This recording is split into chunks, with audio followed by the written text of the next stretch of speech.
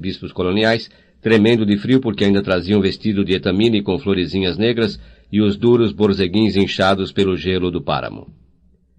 Estava de pé no centro do salão pensando em Maurício Babilônia sob o jato amarelo dos vitrais, quando saiu do escritório uma noviça muito bonita que trazia sua maleta com as 3 mudas de roupa. Ao passar junto de Meme, estendeu-lhe a mão sem se deter. "Vamos, Renata", disse. Meme tomou-lhe a mão e se deixou levar. A última vez que Fernanda a viu tentando averter o passo com a noviça, acabava de se fechar de trás dela a grade de ferro da clausura. Ainda pensava em Maurício Babilônia, no seu cheiro de óleo e no seu âmbito de borboletas, e continuaria pensando nele todos os dias de sua vida, até a remota madrugada de outono, em que morreria de velhice, com o nome trocado e sem ter dito nunca uma só palavra, num tenebroso hospital da Cracóvia. Fernanda regressou a Macondo num trem protegido por guardas armados. Durante a viagem percebeu a tensão dos passageiros, o aparato militar nos povoados da linha e o ar rarefeito pela certeza de que alguma coisa de grave ia acontecer. Mas careceu de informação enquanto não chegou a Macondo e lhe contaram que José Arcádio II estava incitando à greve os trabalhadores da companhia bananeira. Era só o que faltava, resmungou Fernanda. Um anarquista na família. A greve estourou 2 semanas depois e não teve as consequências dramáticas que se temiam. Os operários aspiravam a que não os obrigassem a cortar e embarcar banana aos domingos, e o pedido pareceu tão justo que até o padre Antônio Isabel intercedeu em seu favor, porque o achou de acordo com a lei de Deus. O triunfo da ação, assim como de outras que se promoveram nos meses seguintes, tirou do anonimato o descolorido José Arcádio II, de quem se costumava dizer que só tinha servido para encher o povoado de putas francesas. Com a mesma decisão impulsiva com que vendeu seus galos de briga para fundar uma empresa de navegação desatinada, renunciou ao cargo de capataz de grupo da Companhia Bananeira e tomou o partido dos trabalhadores. Muito em breve, foi apontado como agente de uma conspiração internacional contra a ordem pública. Uma noite, no meio de uma semana obscurecida por boatos sombrios, escapou por milagre de 4 tiros de revólver que lhe foram endereçados por um desconhecido quando saía de uma reunião secreta. Foi tão tensa a atmosfera dos meses seguintes que até Úrsula a percebeu no seu refúgio de trevas e teve a impressão de estar vivendo de novo os tempos incertos em que seu filho Aureliano carregava no bolso as pílulas homeopáticas da subversão. Tentou falar com José Arcádio II para fazer-o conhecer esse precedente, mas Aureliano II informou-a de que desde a noite do atentado ignorava-se o seu paradeiro. "Igual a Aureliano", exclamou Úrsula. "É como se o mundo estivesse dando voltas." Fernanda permaneceu imune à incerteza desses dias. Carecia de contatos com o mundo exterior desde a violenta discussão que teve com o marido por ter determinado a sorte de Meme sem o seu consentimento. Aureliano II estava disposto a resgatar a filha com a polícia se fosse necessário, mas Fernanda fez ver os papéis em que se provava que tinha ingressado na clausura pela própria vontade. Realmente Meme os havia assinado quando já estava do outro lado da grade de ferro, e o fez com o mesmo desdém com que se deixava conduzir. No fundo, Aureliano II não acreditou na legitimidade das provas, assim como nunca tinha acreditado que Maurício Babilônia tivesse entrado no quintal para roubar galinhas. Mas ambos os recursos serviram para tranquilizar a sua consciência, e pôde então voltar sem remorsos para a sombra de Petra Cotes, onde reiniciou as farras ruidosas e as comilanças desenfreadas. Alheia à inquietude do povoado, surda aos terríveis prognósticos de Úrsula, Fernanda deu os últimos toques no seu plano consumado. Escreveu uma extensa carta a seu filho José Arcádio, que já ia receber as primeiras ordens, e nela lhe comunicou que sua irmã Renata tinha expirado na paz do Senhor em consequência da febre amarela. Em seguida, deixou Amaranta Úrsula aos cuidados de Santa Sofia de la Piedad e se dedicou a organizar a sua correspondência com os médicos invisíveis, atrapalhada pelo caso de Meme. A primeira coisa que fez foi marcar a data definitiva para a adiada intervenção telepática. Mas os médicos invisíveis responderam que não era prudente enquanto persistisse o estado de agitação social em Macondo.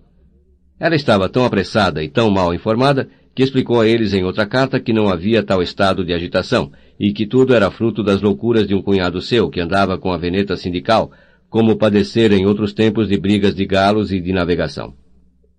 Ainda não tinham entrado em acordo na calorenta quarta-feira em que bateu na porta de casa uma freira anciã que trazia uma cestinha pendurada no braço. Ao abrir, Santa Sofia de la Piedad pensou que fosse um presente e tentou tirar de a cestinha coberta com um primoroso guardanapo de renda. Mas a freira impediu, porque tinha instruções para entregá-la pessoalmente e na reserva mais estrita a dona Fernanda del Carpio de Buendia. Era o filho de Meme. O antigo diretor espiritual de Fernanda lhe explicava numa carta que tinha nascido 2 meses antes e que se tinham permitido batizá-lo com o nome de Aureliano como avô, porque a mãe não despregara os lábios para expressar a sua vontade. Fernanda se sublevou intimamente contra aquela zombaria do destino, mas teve forças para dissimular diante da freira. Diremos que o encontramos flutuando na cestinha, sorriu. Ninguém vai acreditar, disse a freira. Se acreditaram nas Sagradas Escrituras, replicou Fernanda, não vejo por que não vão acreditar em mim. A freira almoçou em casa enquanto esperava o trem da volta, e, de acordo com a descrição que tinham exigido dela, não voltou a mencionar a criança. Mas Fernanda viu nela uma testemunha indesejável da sua vergonha, e lamentou que se houvesse banido o costume medieval de enforcar o mensageiro de más notícias. Foi então que decidiu afogar a criatura na caixa d'água logo que a freira fosse embora, mas o coração não aguentou e preferiu esperar com paciência até que a infinita bondade de Deus a libertasse do estorvo. O novo Aureliano tinha completado 1 ano quando a tensão pública estourou sem nenhum aviso.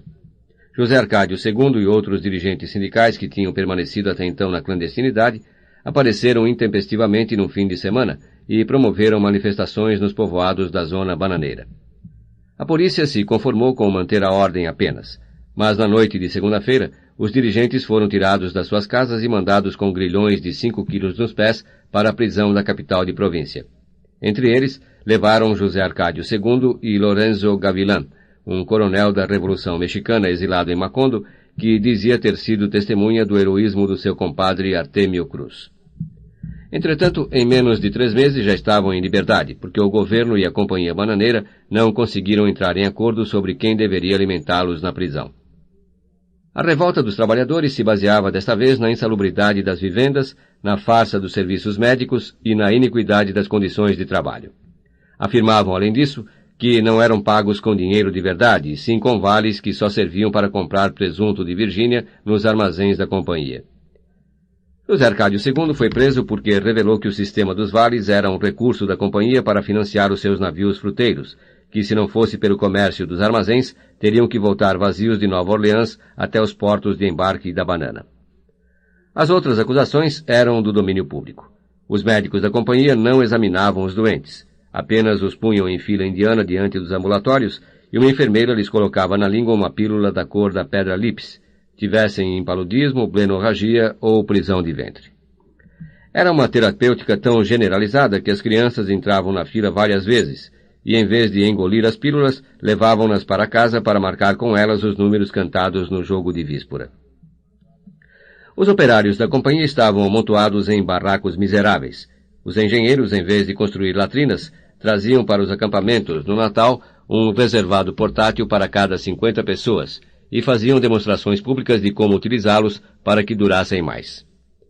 Os decrépitos advogados vestidos de negro, que em outros tempos tinham assediado o coronel Aureliano Buendia e que agora eram procuradores da companhia bananeira, desvirtuavam a função com arbitrariedades que pareciam passes de mágica. Quando os trabalhadores redigiram uma lista de pedidos unânime, muito tempo se passou sem que pudessem notificar oficialmente a companhia bananeira.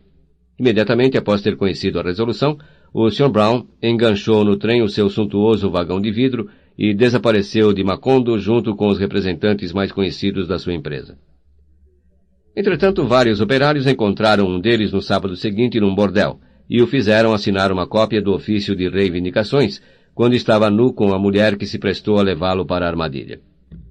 Os enlutados advogados demonstraram em juízo que aquele homem não tinha nada que ver com a companhia e, para que ninguém pusesse em dúvida os seus argumentos, fizeram-no prender como vigarista. Mais tarde, o Sr. Brown foi surpreendido viajando incógnito num vagão de 3ª classe e lhe fizeram assinar outra cópia da lista de reivindicações. No dia seguinte, compareceu diante dos juízes com o cabelo pintado de preto e falando um castelhano fluente. Os advogados demonstraram que não era o Sr. Jack Brown, superintendente da companhia bananeira e nascido em Prattville, Alabama, mas um inofensivo vendedor de plantas medicinais nascido em Macondo e ali mesmo batizado com o nome de Dagoberto Fonseca. Pouco depois, diante de uma nova tentativa dos trabalhadores, os advogados exibiram em lugares públicos o atestado de óbito do Sr. Brown, autenticado por cônsules e chanceleres, e no qual se dava fé de que no último 9 de junho ele tinha sido atropelado em Chicago por um carro de bombeiros. Cansados daquele delírio hermenêutico, os trabalhadores repudiaram as autoridades de Macondo e subiram com as suas queixas aos tribunais supremos. Foi lá que os ilusionistas do direito demonstraram que as reclamações careciam de toda a validez, simplesmente porque a Companhia Bananeira não tinha, nem tinha tido, nunca nem teria jamais, trabalhadores a seu serviço, mas sim que os recrutava ocasionalmente e em caráter temporário. De modo que se dissolveu a patranha do presunto de Virgínia, das pílulas milagrosas e dos reservados natalinos, e se estabeleceu por sentença do tribunal e se proclamou em decretos solenes a inexistência dos trabalhadores. A grande greve estourou. Os cultivos ficaram pelo meio, a fruta apodreceu no pé e os trens de 120 vagões ficaram parados nos desvios. Os operários ociosos atulhavam as aldeias. A Rua dos Turcos reverberou num sábado de muitos dias e no salão de bilhar do Hotel do Jacó foi preciso organizar turnos de 24 horas. Lá estava José Arcádio II, no dia em que se anunciou que o exército tinha sido encarregado de restabelecer a ordem pública. Embora não fosse homem de presságios, a notícia foi para ele como um anúncio de morte que tinha esperado desde a manhã distante em que o coronel Gerinaldo Marques lhe permitira ver um fuzilamento. Entretanto, o mau agouro não alterou a sua gravidade. Fez a jogada que tinha prevista e não errou a carambola. Pouco depois, as descargas de bumbo, os latidos do clarim, os gritos e o tropel do povo lhe indicaram que não só a partida de bilhar, mas também a calada e solitária partida que jogava consigo mesmo desde a madrugada da execução, tinham por fim terminado. Então chegou até a rua e viu. Eram 3 regimentos cuja marcha pautada por tambor de galés fazia a terra trepidar. O seu resfolegar de dragão multicéfalo impregnou de um vapor fedorento a claridade do meio-dia. Eram pequenos, maciços, brutos. Suavam com suor de cavalo e tinham um cheiro de carne viva macerada pelo sol e a impavidez taciturna e impenetrável dos homens do páramo.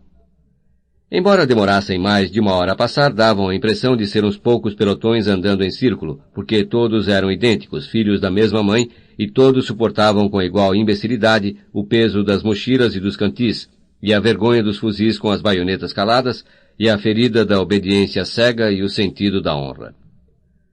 Úrsula os ouviu passar do seu leito de trevas e levantou a mão com os dedos cruzados.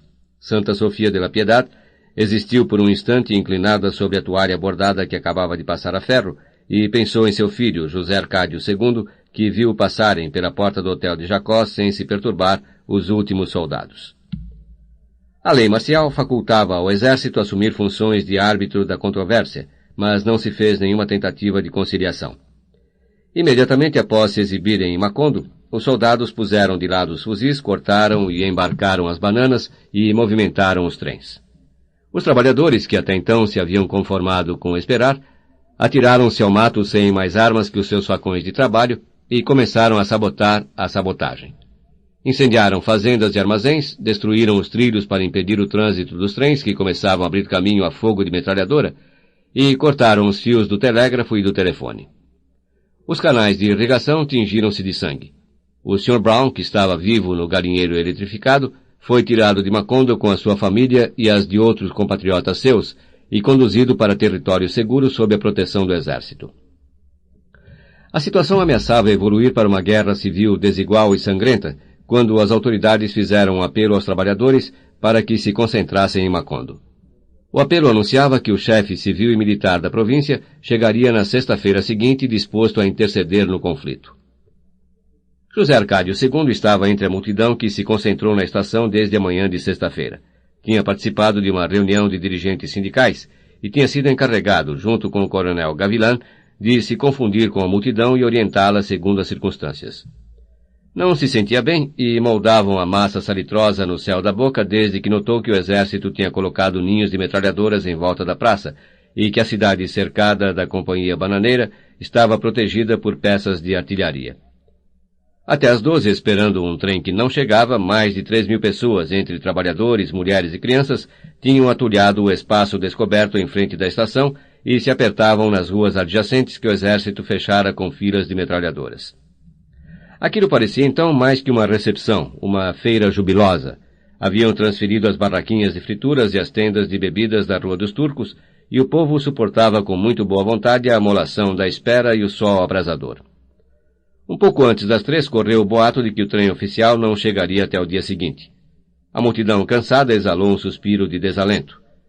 Um tenente do exército subiu em seguida no teto da estação, onde havia 4 ninhos de metralhadoras apontadas contra a multidão, e deu um toque de silêncio. Ao lado de José Arcádio II, estava uma mulher descalça, muito gorda, com 2 crianças de cerca de 4 e 7 anos. Pegou o menor no colo e pediu a José Arcádio, sem reconhecê-lo, que levantasse o outro para que ouvisse melhor o que iam dizer. José Arcádio II acavalou o menino na nuca. Muitos anos depois, esse menino haveria de continuar contando, sem que ninguém acreditasse, que tinha visto o tenente lendo com um megafone de vitrola o decreto número 4 do chefe civil e militar da província. Estava assinado pelo general Carlos Cortes Vargas e pelo seu secretário, o major Henrique Garcia Issasa, e em 3 artigos de 80 palavras classificava os grevistas de quadrilha de malfeitores e facultava ao exército o direito de matá-los à bala. Lido o decreto no meio de uma ensurdecedora vaia de protesto, um capitão substituiu o tenente no teto da estação e, com o megafone de vitrola, fez sinal de que queria falar. A multidão voltou a fazer silêncio. Senhoras e senhores, disse o capitão com uma voz baixa, lenta, um pouco cansada. Tem 5 minutos para se retirar. A vaia e os gritos repetidos afogaram o toque de clarim que anunciou o princípio do prazo. Ninguém se mexeu. Já passaram 5 minutos, disse o capitão no mesmo tom. Mais 1 minuto e atiramos. José Arcádio II, suando gelo, desceu o menino dos ombros e o entregou à mulher. Esses cornos são capazes de disparar, murmurou ela. José Arcádio II não teve tempo de falar, porque no mesmo instante reconheceu a voz rouca do coronel Gavilán, fazendo eco com um grito às palavras da mulher. Embriagado pela tensão, pela maravilhosa profundidade do silêncio e, além disso, convencido de que nada faria se mover aquela multidão pasmada pela fascinação da morte, José Arcádio II se ergueu acima das cabeças que tinha pela frente e, pela primeira vez em sua vida, levantou a voz. Cornos! Gritou. Podem levar de presente o minuto que falta. Ao fim do seu grito aconteceu uma coisa que não lhe produziu espanto, mas uma espécie de alucinação. O capitão deu a ordem de fogo, e 14 ninhos de metralhadoras responderam imediatamente. Mas tudo parecia uma farsa. Era como se as metralhadoras estivessem carregadas com fogos de artifício, porque se escutava o seu resfolegante matraquear e se viam as suas cusparadas incandescentes. Mas não se percebia a mais leve reação, nem uma voz, nem sequer um suspiro entre a multidão compacta que parecia petrificada por uma invulnerabilidade instantânea. De repente, de um lado da estação, um grito de morte quebrou o encantamento. Ai, minha mãe! Uma força sísmica, uma respiração vulcânica, um rugido de cataclisma arrebentaram no centro da multidão com uma descomunal potência expansiva. José Arcádio II mal teve tempo de levantar o menino, enquanto a mãe e o outro eram absorvidos pela multidão centrifugada pelo pânico. Muitos anos depois, o menino haveria de contar ainda, apesar de os vizinhos continuarem a encará-lo como um velho maluco, que José Arcádio II o erguera por cima da sua cabeça e se deixara arrastar quase no ar, como que flutuando no terror da multidão para uma rua adjacente. A posição privilegiada do menino lhe permitiu ver que nesse momento a massa ululante começava a chegar na esquina e a fila de metralhadoras abriu fogo. Várias vozes gritaram ao mesmo tempo. Atirem-se no chão! Atirem-se no chão! Já os das primeiras linhas o tinham feito, varridos pelas rajadas da metralha. Os sobreviventes, em vez de se atirarem no chão, tentaram voltar à praça, e o pânico deu uma rabanada de dragão e os mandou numa onda compacta contra a outra onda compacta que se movimentava em sentido contrário, despedida pela outra rabanada de dragão da rua oposta, onde também as metralhadoras disparavam sem trégua. Estavam encurralados, girando num torvelinho gigantesco que pouco a pouco se reduzia ao seu epicentro, porque os seus bordos iam sendo sistematicamente recortados em círculo, como descascando uma cebola, pela tesoura insaciável e metódica da metralha. O menino viu uma mulher ajoelhada com os braços em cruz num espaço limpo, misteriosamente vedado aos disparos. Ali o colocou José Arcádio II, no instante de cair com a cara banhada em sangue, antes que o tropel colossal arrasasse com o espaço vazio, com a mulher ajoelhada, com a luz do alto do céu de seca e com o puto mundo onde Úrsula Iguarã tinha vendido tantos animaizinhos de caramelo. Quando José Arcádio II acordou, estava de peito para cima nas trevas. Percebeu que ia num trem interminável e silencioso, e que tinha o cabelo empastado pelo sangue seco, e que lhe doíam todos os ossos. Sentiu um sono insuportável. Disposto a dormir muitas horas a salvo do terror e do horror, acomodou-se do lado que lhe doía menos, e só então descobriu que estava deitado sobre os mortos. Não havia um espaço livre no vagão, exceto o corredor central. Deviam ter passado várias horas do massacre, porque os cadáveres tinham a mesma temperatura do gesso no outono e a sua mesma consistência de espuma petrificada, e os que os tinham colocado no vagão tiveram tempo de arrumá-los na ordem e no sentido em que se transportavam os cachos de banana. Tentando fugir do pesadelo, José Arcádio II arrastou-se de um vagão a outro na direção em que avançava o trem, e nos relâmpagos que surgiam por entre as esquadrias de madeira ao passar pelos povoados adormecidos, via os mortos homens, os mortos mulheres, os mortos crianças, que iam talvez ser atirados ao mar como as bananas refugadas. Só reconheceu uma mulher que vendia refresco na praça e o coronel Gavilán, que ainda trazia enrolado na mão o cinturão com a fivela de prata mexicana com que tentara abrir caminho através do pânico. Quando chegou ao primeiro vagão, deu um salto para a escuridão e ficou estendido na vala da estrada até que o trem acabou de passar. Era o mais comprido que já tinha visto, com quase 200 vagões de carga e uma locomotiva em cada extremo e uma terceira no centro. Não tinha nenhuma luz, nem sequer os faróis vermelhos e verdes de disposição, e deslizava numa velocidade noturna e sigilosa. Em cima dos vagões se viam os vultos escuros dos soldados com as metralhadoras preparadas. Depois da meia-noite, caiu um aguaceiro torrencial. José Arcádio II ignorava onde tinha saltado, mas sabia que caminhando em sentido contrário ao do trem, chegaria a Macondo. Ao fim de mais de 3 horas de marcha, ensopado até os ossos com uma dor de cabeça terrível, divisou as primeiras casas à luz do amanhecer. Atraído pelo cheiro do café, entrou numa cozinha onde uma mulher com uma criança no colo estava inclinada sobre o fogão. — Bom dia, disse exausto. Sou José Arcádio II Buendia. Pronunciou o nome completo, letra por letra, para se convencer de que estava vivo. Fez bem, porque a mulher tinha pensado que era uma assombração ao ver na porta a figura esquálida, sombria, com a cabeça e a roupa sujas de sangue e tocada pela solenidade da morte. Conhecia-o. Trouxe uma manta para que se cobrisse enquanto secava a roupa no fogão, esquentou água para que lavasse a ferida, que era apenas um arranhão na pele, e lhe deu uma fralda limpa para que vendasse a cabeça. Em seguida serviu-lhe uma xícara de café sem açúcar, como lhe haviam dito que tomavam os Buendia, e estendeu a roupa perto do fogo. José Arcádio II não falou enquanto não terminou de tomar o café. Deviam ser uns 3.000, murmurou. O quê? Os mortos, esclareceu ele. Deviam ser todos os que estavam na estação. A mulher mediu-o com um olhar de pena. Aqui não houve mortos, disse. Desde a época do seu tio, o coronel, que não acontece nada em Macondo, em 3 cozinhas onde se deteve José Arcádio II antes de chegar em casa, lhe disseram a mesma coisa. Não houve mortos. Passou pela praça da estação e viu as mesas de frituras amontoadas uma em cima da outra, e tampouco ali encontrou algum rastro do massacre. As ruas estavam desertas sob a chuva tenaz e as casas fechadas, sem vestígios de vida interior. O único sinal humano era o primeiro toque para a missa. Bateu na porta da casa do coronel Gavilán. Uma mulher grávida que tinha visto muitas vezes fechou-lhe a porta na cara. Foi-se embora, disse assustada. Voltou para a terra dele. A entrada principal do galinheiro cercado estava vigiada, como sempre, por 2 guardas locais que pareciam de pedra sob a chuva, com capas e capacetes de impermeável. Na sua ruazinha marginal, os negros antilhanos cantavam em coro os salmos de sábado. José Arcádio II pulou a cerca do quintal e entrou em casa pela cozinha. Santa Sofia de la Piedad mal levantou a voz. Que Fernanda não te veja, disse. Agora mesmo estava se levantando.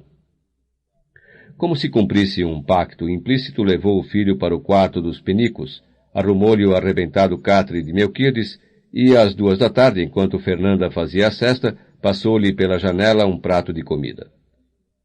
Aureliano II dormira em casa porque a chuva o surpreendera ali, e às 3 da tarde ainda continuava esperando que estiasse. Informado em segredo por Santa Sofia de la Piedad, a essa hora visitou o irmão no quarto de Melquíades. Tampouco ele acreditou na versão do massacre, nem no pesadelo do trem carregado de mortos que viajava para o mar. Na noite anterior, tinham lido uma comunicação nacional extraordinária para informar que os operários tinham obedecido à ordem de evacuar a estação e se dirigiam para suas casas em caravanas pacíficas. A comunicação informava também que os dirigentes sindicais, com um elevado espírito patriótico, tinham reduzido as suas reivindicações a 2 pontos: reforma dos serviços médicos e construção de latrinas nas vivendas. Informou-se mais tarde que, quando as autoridades militares obtiveram o acordo dos trabalhadores, apressaram-se em comunicá-lo ao Sr. Brown, e que este não só tinha aceito as novas condições, como também oferecera pagar 3 dias de festas públicas para celebrar o fim do conflito. Só que quando os militares lhe perguntaram para que data se podia anunciar a assinatura do acordo, ele olhou pela janela do céu listrado de relâmpagos e fez um profundo gesto de incerteza. Quando estiar, disse. Enquanto durar a chuva, suspendemos todas as atividades. Não chovia há 3 meses e era tempo de seca.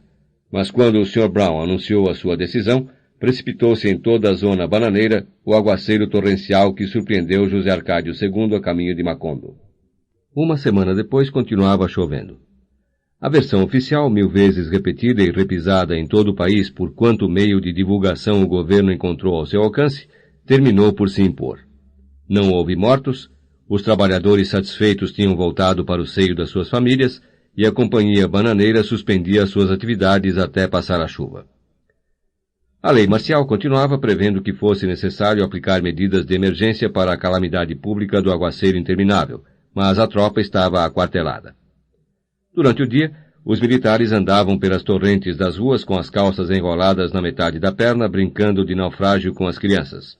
De noite, depois do toque de recolher, derrubavam as portas acoronhadas, arrancavam os suspeitos das camas e os levavam para uma viagem sem regresso. Era ainda a busca e o extermínio dos malfeitores, assassinos, incendiários e revoltosos do decreto número 4. Mas os militares o negavam aos próprios parentes das suas vítimas, que atulhavam os escritórios dos comandantes em busca de notícias. Claro que foi um sonho, insistiam os oficiais. Em Macondo não aconteceu nada, nem está acontecendo, nem acontecerá nunca. É um povoado feliz. Assim consumaram o extermínio dos líderes sindicais. O único sobrevivente foi José Arcádio II. Uma noite de fevereiro se ouviram na porta as batidas inconfundíveis das coronhas. Aureliano II, que continuava esperando que estiasse para sair, abriu a 6 soldados comandados por um oficial. Ensopados de chuva, sem pronunciar uma palavra, revistaram a casa cômodo por cômodo, armário por armário, das salas até a despensa. Úrsula acordou quando acenderam a luz do quarto, e não exalou um suspiro enquanto durou a revista, mas manteve os dedos cruzados, movendo-os para onde os soldados se moviam. Santa Sofia de la Piedad conseguiu prevenir José Arcádio II, que dormia no quarto de Melquíades, mas ele compreendeu que era tarde demais para tentar a fuga. De modo que Santa Sofia de la Piedad tornou a fechar a porta, e ele pôs a camisa e os sapatos e se sentou no catre para esperar que chegassem. Nesse momento estavam revistando a oficina de ourivesaria. O oficial tinha feito abrir o cadeado e, com uma rápida passagem da lanterna, tinha visto a mesa de trabalho e a prateleira com os frascos de ácidos e os instrumentos que continuavam no mesmo lugar em que os deixara o seu dono, e pareceu compreender que naquele quarto não vivia ninguém. Entretanto, perguntou astutamente a Aureliano II se era ourives, e ele lhe explicou que aquela tinha sido a oficina do coronel Aureliano Buendia. Aham, fez o oficial e acendeu a luz e ordenou uma revista tão minuciosa que não lhes escaparam os 18 peixinhos de ouro que tinham ficado sem fundir e que estavam escondidos atrás dos frascos na vasilha de lata. O oficial os examinou um por um na mesa de trabalho, e então se humanizou por completo. Eu gostaria de levar um para mim, se o senhor permite, disse. Em certa